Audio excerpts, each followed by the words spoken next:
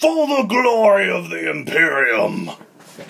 Hello everyone, this is a very ad hoc audition for Stephan Molyneux's very short call for, I'm gonna say auditions, but ideas for his channel to grow the revenue and the income. And the way that I want to try to do this is to actually discuss the philosophical content of very awful pieces of pop culture. Just absolute travesties of material, right? So look, what are these guys?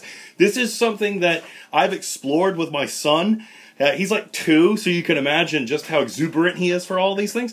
These are Space Marines from the Warhammer 40,000 universe.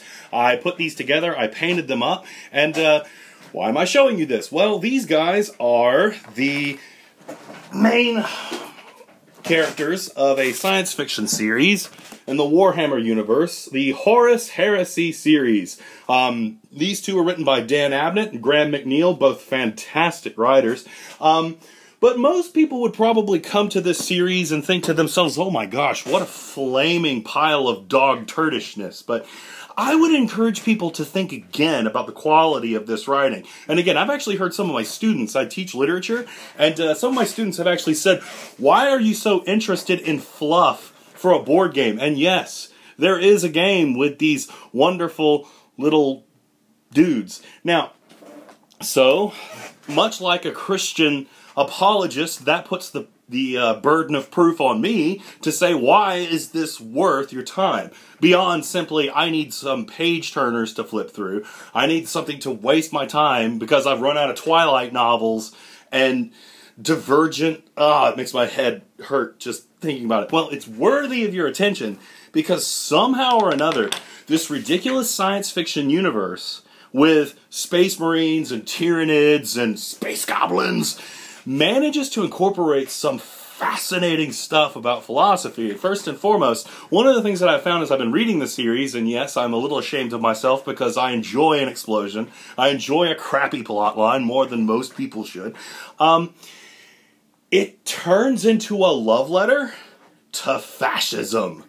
And of all the isms we could write love letters to, fascism is probably the one you would be like, no, that's the ugly girl who's standing in the back corner at the dance that's, you know, like smacking her lips and nobody wants to talk to her. Well, ask her to dance because she's awesome. And here's the thing.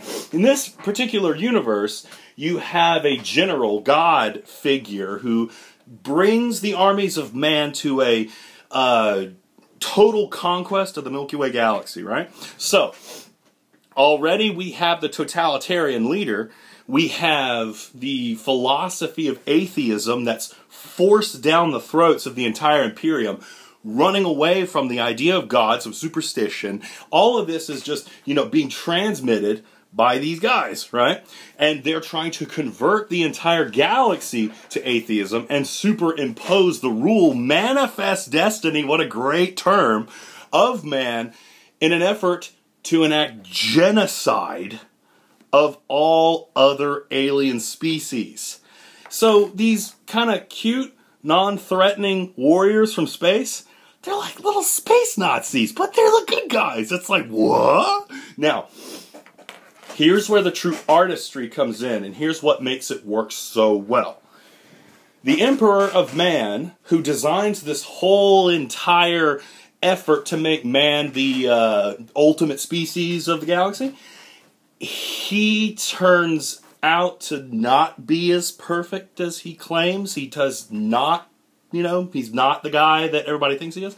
And what does that cause in the ultimate, you know, fruition of the endless wars that go on throughout the whole universe? Well, he ends up being worshipped as a god.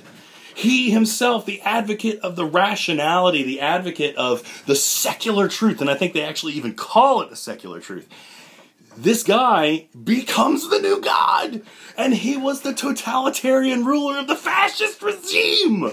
I mean, come on, how do you not get excited about that? That's like That's like the Jetsons all of a sudden like quoting Rand. It doesn't make any sense. It's not supposed to be there, but it gives it so much exciting sci-fi flavor. And it's so ridiculous. It's so lovely. So much fun. Give it a try. Dan Abnett, Graham McNeil, Ben Counter. They got an army of guys writing these books. They're all pretty good. Some of them are a little bit more explosion-y than others. And some of them have, you know, the plot development of a soap dish, but not to quote you, Stephan. Anyway, but, yeah, give it a shot. I put everything I had in this. That's just a sample. Given actual resources, because I don't have, you know, microphones or equipment or anything like that, I really could develop this into something cool. So please give me a shot. I love you, Stephan.